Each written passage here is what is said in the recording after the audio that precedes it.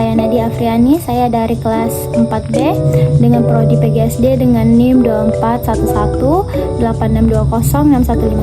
Di sini saya akan membuat video untuk memenuhi nilai UTS saya, yaitu dengan mata kuliah evaluasi pembelajaran. Di mana yang pertama itu saya akan menjelaskan tentang pengertian tes dan aspek perencanaan tes. Jadi tes itu adalah alat atau prosedur sistematis yang digunakan untuk melihat kemampuan, pengetahuan, keterampilan dan sikap peserta didik melalui serangkaian pertanyaan atau dengan diberikan dengan tugas. Jadi tes ini bukan hanya sekedar soal, tapi juga alat ukur dalam mengetahui kemampuan peserta didik. Dan dalam tes perencanaan ini sangat penting, yaitu untuk mengetahui tes ini valid atau tidaknya, atau sesuai atau tidaknya dengan tujuan awalnya. Aspek-aspeknya yaitu yang pertama itu seperti dengan untuk menentukan tujuan dari tes, yaitu seperti misalnya untuk mengetahui hasil belajar dan kemampuan tertentu dari peserta didik. Terus yang kedua itu ada juga menyusun kisi-kisi soal atau blueprint, yaitu berisi dengan indikator, materi, level kognitif dan juga dalam bentuk soal. Terus yang ketiga ada membentuk tes seperti pilihan ganda, esai atau benar dan salah dan lain-lainnya. Yang keempat ada menulis butir soal, di mana itu harus sesuai dengan indikator dan juga soalnya itu harus jelas. Yang kelima ada menentukan jumlah soal, yaitu sesuai dengan waktu dan materi yang sudah diajarkan sebelumnya kepada peserta didik, supaya tidak membingungkan peserta didik dikala mereka itu mengerjakan soal tersebut. Harus seimbang dan mudah atau menentukan tingkat kesukaran sesuai dengan siswa, seperti mudah sama mudah, terus sulit sama sulit, dan sedang sama sedang. Itu juga menentukan waktu pembelajaran, yaitu disesuaikan dengan kesulitan soal. Misalnya jika soalnya itu susah, setidaknya kita harus memberikan senggang waktu kepada peserta didik untuk menjawab soal tersebut. Terus juga harus menyusun pedoman penskoran agar penilaian ini lebih objektif lagi. Terus juga harus melakukan uji coba untuk mengetahui kualitas dari soal tersebut, dan juga harus menganalisis dari butir soal, yaitu untuk mengukur validitas, reliabilitas, daya beda, dan tingkat kesukaran dari soal tersebut. Terus soal yang kedua yaitu cara mengembangkan soal kognitif, afektif, dan psikomotorik, yaitu seperti aspek kognitif atau pengetahuan, yaitu mengukur kemampuan berpikir berdasarkan taksonomi Bloom, yaitu seperti mengingat, menganalisis, memahami, menerapkan, dan mengevaluasi, dan juga menciptakan. Cara membuat soalnya itu bisa dengan kita menentukan indikatornya terlebih dahulu, dan juga gunakan kata kerja yang lebih operasional seperti jelaskan dan juga analisis soal tersebut gitu. Terus juga harus memilih dengan bentuk soalnya tuh bisa dengan bentuk esai. Contohnya itu seperti jelaskan tentang apa itu perubahan wujud benda gitu. Yang kedua yaitu ada aspek afektif, yaitu sikap, di mana cara mengukur sikap, nilai, dan minat peserta didik itu sendiri. Ya, cara mengukurnya itu yaitu dengan mengobservasi secara langsung peserta didik itu dengan mengamati perkembangan mereka bersama teman-temannya, guru-gurunya, dan orang-orang yang ada di sekitarnya. Terus yang aspek yang ketiga itu ada aspek psikomotorik, yaitu keterampilan dari peserta didik. Cara mengukur kemampuannya itu bisa menggunakan praktik atau dengan mereka membuat proyek, supaya kita mengetahui dari keterampilan peserta didik tersebut. Seperti contohnya dari proyeknya itu ada unjuk kerja, praktikum, dan juga membuat proyek tadi. Contohnya itu melakukan praktek perubahan wujud benda misalnya. Di situ kita bisa menilai tentang keterampilan peserta didik tersebut. Nah, untuk soal yang nomor 3 yaitu ciri-ciri butir soal yang baik. Jadi ciri-ciri butir soal yang baik itu harus memenuhi beberapa kriteria seperti valid, berarti itu sesuai dengan tujuan dari pembelajaran. Terus yang kedua itu ada reliable, yaitu hasilnya itu harus konsisten. Terus yang ketiga itu ada objektif, yaitu tidak dipengaruhi oleh penilaian. Yang keempat itu ada jelas, jadi soalnya itu harus jelas dan tidak ambigu, tidak membingungkan peserta didik dalam mengerjakan soal tersebut. Selanjutnya selanjutnya yaitu ada bahasanya yang baik dan benar, seperti harus sesuai dengan EYD Indonesia.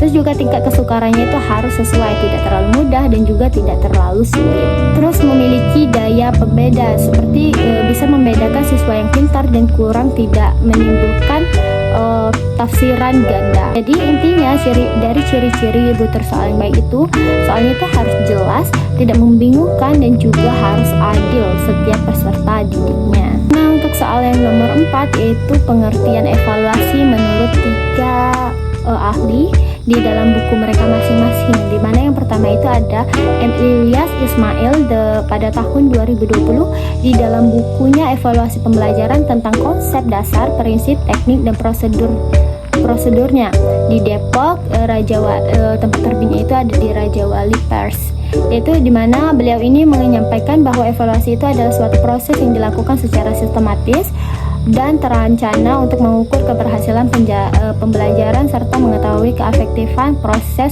pendidikan. Jadi intinya menurut Ilyas ini, evaluasi itu tidak hanya untuk melihat hasil akhir, tetapi juga digunakan untuk sebagai umpan balik atau feedback untuk memperbaiki proses pembelajaran agar lebih efektif lagi ke depannya. Terus untuk ahli yang kedua yaitu ada Rinowati pada tahun 2021 di dalam bukunya yaitu Pengantar Evaluasi Pendidikan, diterbitkan di Yogyakarta di tempat DEM Publishing, di mana beliau ini mengatakan bahwa evaluasi ini adalah proses penilaian yang dilakukan untuk mengetahui efektivitas suatu program pendidikan serta sebagai dasar dalam memperbaiki sistem pembelajaran. Jadi intinya menurut beliau ini menekankan bahwa evaluasi itu sangat penting di dalam dunia pendidikan karena berfungsi untuk meningkatkan kualitas pembelajaran dan membantu guru mengetahui apakah tujuan dari pembelajaran itu tercapai kepada peserta didik atau tidaknya. Terus ahli yang ketiga itu ada Gindari Maulani dan kawan-kawan pada tahun 2024 di dalam bukunya Evaluasi Pembelajaran, yaitu diterbitkan di Sada Kurnia Pustaka, di mana mereka ini menjelaskan bahwa evaluasi pembelajaran itu adalah proses sistematis untuk menilai pencapaian dan perkembangan peserta didik dan serta digunakan sebagai dasar dalam pengambilan keputusan pendidikan. Jadi intinya definisi ini tuh menegaskan bahwa evaluasi itu tidak hanya menilai hasil dari belajar, tetapi juga mencakup kemajuan siswa dan efektivitas dalam pembelajaran serta membantu dalam menentukan kebijakan pendidikan. Untuk soal yang terakhir di sini saya akan menghitung tingkat kesukaran dan juga daya beda pada soal yang telah diberikan, di mana tabelnya itu seperti ini. Ini sudah dikasih tabel. Yang pertama itu kita akan menentukan tingkat kesukaran dari masing-masing butir soal ini, yaitu langkah pertamanya kita itu harus menentukan jumlah betul dari setiap soal, jumlah siswa yang menjawab betul dari setiap soal. Jadi yang kita hitung itu adalah jumlah betul yang dijawab oleh siswa, yaitu per soal seperti ini. Soal nomor 1 itu kita hitung benarnya berapa. Nah, ini adalah angka 1. Angka 1 ini adalah yang menunjukkan atau lambang dari siswa yang menjawab benar, sedangkan angka 0 ini adalah siswa yang menjawab salah. Jadi untuk menentukan tingkat kesukaran, yang pertama-tama, langkah pertama itu kita harus menghitung terlebih dahulu siswa yang menjawab benar pada setiap soal. Jadi yang pertama kita hitung untuk soal yang pertama 1, 2, 3, 4, 5, 6, 7, 8, 9, 10, 11. Jadi siswa yang menjawab pada soal yang pertama itu ada 11. Nah, untuk rumus mencari tingkat kesukaran ini kita itu pakai rumus P. Kita pakai rumus P sama dengan B dibagi dengan N. Nah, di mana B ini merupakan jumlah siswa yang menjawab benar dari setiap soal, sedangkan N ini adalah jumlah siswa yang mengikuti mengisi soal ini, atau jumlah siswa yang ikut ujian. Jadi setelah kita hitung dari soal yang pertama, Siswa yang menjawab benar pada soal pertama itu ada 11. Jadi untuk nilai B-nya itu adalah 11. Nah, di sini jumlah siswa yang kita gunakan, yang kita butuhkan atau yang nilai N, jumlah siswa di sini ada 15. Jadi nilai N-nya itu adalah 15. Ibaratnya seperti 11 dibagi dengan 15, yaitu hasilnya adalah 0,73. Nah, hasilnya itu adalah 0,73 untuk soal yang pertama. Interpretasinya itu ada untuk tingkat kesukaran itu ada 0,00 sampai 0,30 itu terbilang sukar, dan untuk 0,31 sampai dengan 0,70 itu terbilang mudah, dan 0,71 dengan sampai dengan 1,00 itu terbilang mudah. Jadi untuk soal yang pertama itu hasilnya tadi adalah 0,73. Berarti 0,73 ini masuk ke dalam bilangan yang interpretasinya itu adalah mudah. Jadi untuk soal yang nomor 1 bilangannya adalah mudah. Lanjut ke soal nomor 2, sama kita akan memasukkan dengan rumus yang sama seperti nomor 1 tadi. Di sini lebih mudahnya saya akan mencarikan dulu tentang siswa yang banyak siswa yang menjawab benar. Jadi nanti kita tinggal masukkan aja ke dalam rumus-rumus yang ada. Kita cari terlebih dahulu ya.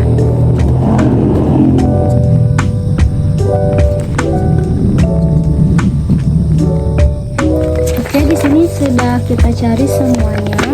Ini tingkat siswa yang menjawab benar pada setiap soal ini sudah kita hitung semuanya. Berarti tinggal kita masukkan ke dalam rumusnya yaitu B atau jumlah siswa yang menjawab benar dibagi dengan N atau jumlah seluruh siswa yang ikut pada ujian.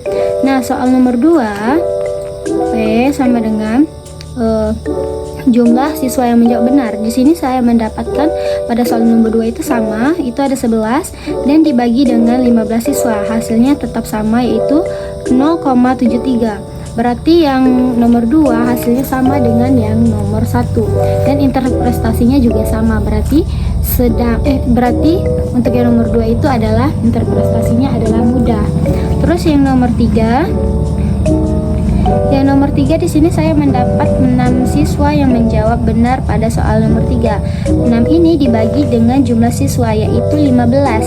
Hasilnya adalah 0,40. Nah, hasilnya berbeda dengan yang nomor 1 dengan nomor 2. Di sini ada hasilnya adalah 0,40. Kita lihat di interpretasinya. Di sini 0,31 sampai dengan 0,70. Berarti 0,40 itu masuk ke dalam tingkat kesukaran yang sedang. Untuk soal nomor 3 ini termasuk ke dalam yang sedang. Sedangkan nomor 1 nomor 2 ini termasuk ke dalam yang mudah.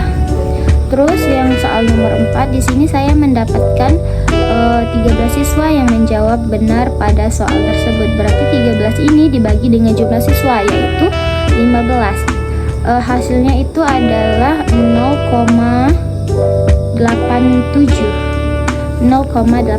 Berarti 0,87 ini interpretasinya itu masuk ke dalam yang mudah lagi, yaitu dimana yang mudah ini dari 0,71 sampai dengan 1,00. Berarti 0,87 ini masuk ke dalam kriteria yang mudah.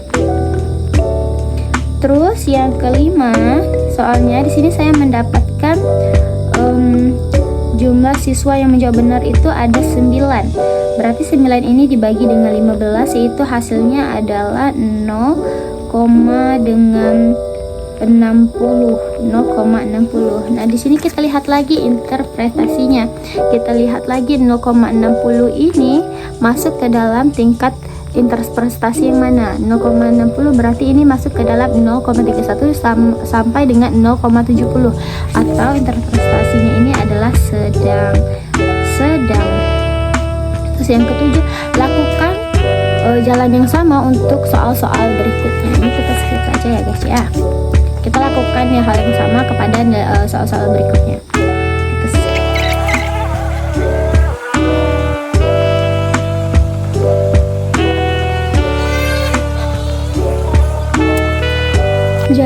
untuk yang tingkat kesukaran pada 10 butir soal ini dengan jumlah siswa yang ikut ujian ada 15, itu saya hitung mendapatkan yang jumlah tingkat kesukaran sedang itu ada 4 dan jumlah tingkat kesukaran yang mudah itu ada 6, dan ini hasil dari yang sudah saya cari tadi. Nah, yang kedua kita akan menjawab tingkat daya beda pada butir soal ini. Soalnya masih sama, bedanya kalau di tingkat kesukaran tadi kita itu akan menghitung berapa siswa yang menjawab benar pada per soal, pada setiap soal. Misalnya soal 1 berapa siswa yang menjawab benar. Nah, kalau untuk daya beda kita itu menghitungnya dari siswanya per siswanya. Misalnya kita menghitung siswa 1 berapa soal yang dia jawab benar, dan siswa 2 berapa soal yang dia jawab benar misalnya. Nah, di sini kita akan menghitung kepada siswa yang pertama, kita hitung ke samping. Jadinya ini adalah soal, kita hitung berapa soal yang siswa pertama ini jawab benar. Kita hitung 1, 2, 3, 4, 5, 6, 7. Berarti untuk soal yang pertama itu ada 7 siswa yang menjawab benar. Lakukan semuanya seperti itu per siswa. Setiap siswanya kita hitung dari siswa 1 sampai ke siswa 15. Itu kita hitung berapa soal yang bisa dia jawab. Ini kita hitung dulu aja ya semuanya, nanti biar gampang masukin ke dalam rumusnya. Baiklah, di sini kita sudah mendapatkan jumlah persiswa yang menjawab nilai persiswa siswa yang menjawab berapa soal yang siswa ini jawab dari siswa pertama sampai ke siswa 15. Di sini untuk siswa yang pertama itu ada 7 soal yang bisa dia jawab. Terus siswa yang kedua ada 7 juga, siswa ke-6 ada 7 juga, siswa ketiga ada 6, siswa keempat ada 5, 7, 8, 9, 8, 7, 7, 8, pokoknya seterusnya. Nah, masuk kita ke dalam rumus. Dikarenakan ini ganjil atau jumlah siswa yang bisa ada 15, kita itu memakai rumus yang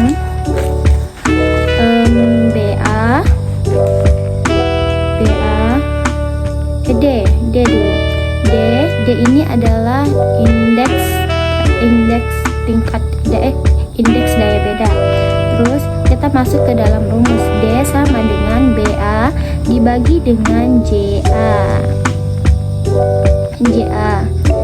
Terus dikurang dengan BB dibagi dengan JB. BA ini adalah simbol dari nanti kita cari lagi. BA ini adalah simbol dari batas atas dan batas bawah. Jadi setelah kita mendapatkan banyak persiswa ini menjawab beberapa soal yang betul, kita harus menentukan dari sini itu kita bagi dua ini dikarenakan ini ganjil nggak bisa dibagi dua, kita pilih aja batas atas dan batas bawah. Jadi kita urutkan terlebih dahulu dari dari yang betul ini, jawaban yang benar ini dari yang paling tinggi. Misalnya yang paling tinggi ini 8, yang kita urutkan terlebih dahulu dari yang paling tinggi. Nanti baru kita bagi dua. Di sini kan kita memakai rumus BA dibagi JA dikurang dengan BB dibagi JB. Jadi saya akan menggunakan untuk yang batas atasnya itu saya menggunakan JA-nya itu ada 8 dan untuk JB-nya itu saya memakai 7. Jadi ini kita urutkan terlebih dahulu ya guys. Di sini saya sudah mengurutkan dari yang terkecil sampai dari yang terbesar sampai yang terkecil. Nah, ini ada untuk batas atasnya itu ada 8, angka 8 yang paling besar itu pada siswa nomor 5. Terus yang kedua, baris kedua ada juga yang 8 itu pada siswa nomor 8. Terus yang ketiga ada urutan yang betul itu ada 7 siswa nomor 1 dan begitu pun seterusnya harus diurutkan. Nah, kita masuk ke dalam rumus, yaitu kita hitung per soal lagi, dimana untuk BA pada BA, untuk menghitung BA-nya itu kita hitung dari soal yang itu sudah kita urutkan. Misalnya ini sudah kita urutkan kan, jadi kita hitung lagi. Ini karena kalau di Excel ini lebih gampang. Ini jadi untuk mengurutkannya itu kita sudah tentukan nilai atas dan nilai bawahnya. Nah, di sini nilai atasnya saya ada 8 JA-nya, dan untuk JB-nya ada 7. Terus setelah itu ini kan dibagi 2 nih, berarti dibagi 2. Jadi yang di atas bukan ini lagi, bukan 1 2 3 4 5 lagi. Jadi yang di atas itu kita urutkan dari 5 8 1 2 4 6 7 11. Jadi yang kita hitung untuk BA-nya, untuk nilai BA-nya kita hitung pada soal pertama. Kita hitung, kita lihat siswa nomor 5 ini betul nggak jawaban pada soal nomor 1. Kita lihat siswa nomor 5 ini betul. Ternyata di sini terjawab bahwa siswa nomor 5 ini betul menjawab nomor 1. Itu kita hitung seperti itu. Lanjut untuk siswa yang nomor urutan kedua, yaitu ada siswa nomor 8 atau R8. Kita lihat lagi dia menjawab nomor 1 itu dengan betul atau tidak. Kita lihat untuk urutan nomor 8 itu dia menjawab dengan betul, berarti ini betul lagi. Terus digabung dengan yang siswa nomor 5 sama yang nomor 8 itu sudah 2. Nah begitu pun seterusnya kita gabungkan sampai batas atas ini habis, yaitu pada nomor 11, siswa nomor 11 batasnya. Begitupun dengan yang BA-nya, BB-nya atau batas bawahnya. Seperti itu juga kita menghitung untuk mencari BB-nya. Terus kita sekarang masuk ke dalam rumus. Kita cari terlebih dahulu BB-nya supaya lebih gampang. Kita masukkan ke dalam rumus. Semuanya kita cari BA, BB, JA sama JB-nya, supaya kita nanti tinggal masukkan ke dalam rumus tersebut. Di sini yang pertama itu saya mendapatkan untuk BA pada soal yang pertama batas atasnya. Untuk batas atasnya BA-nya itu ada 6 untuk soal yang pertama. Terus untuk BB-nya itu ada 4, dan untuk JA-nya itu 8. Tadi saya menggunakan 8 yang untuk JA-nya, dan untuk JB-nya saya menggunakan 7, jadi pas 15. Nah untuk soal, kita coba untuk soal yang pertama, yaitu rumusnya tadi adalah BA dibagi JA terus dikurang dengan BB dibagi dengan JB.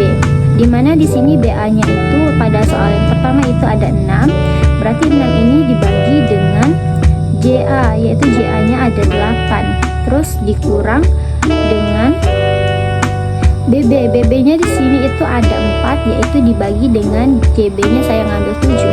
Ya, kita hasilkan semuanya. 6 dibagi dengan 8 berapa? Seperti itu. Oke, dulu 6 dibagi 8 ini adalah 0,75, terus dikurang dengan 4 dibagi 7 itu adalah 0,57, yaitu hasilnya dari 0,75 dikurang 0,57 itu adalah 0,18. Untuk soal yang pertama pada batas atas. Nah, kita lihat interpretasinya di sini untuk batas daya beda. Nah, di sini interpretasinya itu ada mulai dari 0,00 sampai 0,20 itu ada jelek, terus 0,21 sampai 0,40 itu ada cukup, dan 0,41 sampai dengan 0,70 itu baik, dan 0,71 sampai 1,100 itu sangat baik. Dan kalau seandainya nanti dapat negatif, misalnya pada hasilnya itu mendapat negatif, itu udah soalnya nggak bisa diselamatkan lagi, itu sudah sangat-sangat jelek, soalnya tidak bagus untuk dimasukkan ke dalam soal ujian nanti. Nah, kita lihat tadi hasil dari soal yang pertama untuk batas atas itu ada ini, batas atas bawahnya daya bedanya itu ada 0,18. Kita lihat interpretasinya, ini masuk ke dalam yang 0,18 itu masuk ke dalam yang ini, jelek. Berarti yang soal nomor 1 itu jelek. jelek, tidak bisa dimasukkan ke dalam soal. Berarti soal nomor 1 jelek. Lakukan hal yang sama ke setiap soal-soalnya. Setelah kita hitungkan, pertama tadi kan kita tentukan daya batas atas dan batas bawahnya terlebih dulu supaya lebih gampang. Nah, kita sudah mendapatkan semuanya, kita masukkan aja ke dalam rumus-rumus yang ada. Kita lanjutkan saja pada soal-soal berikutnya ya guys.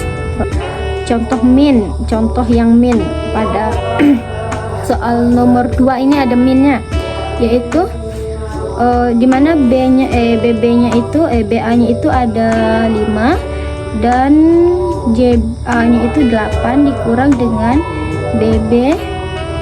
BB-nya di JB.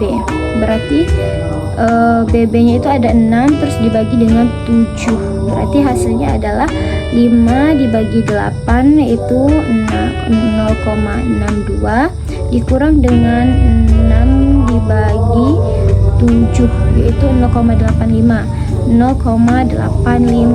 Nah, 2 ini 0,62 dengan dikurang dengan 0,85.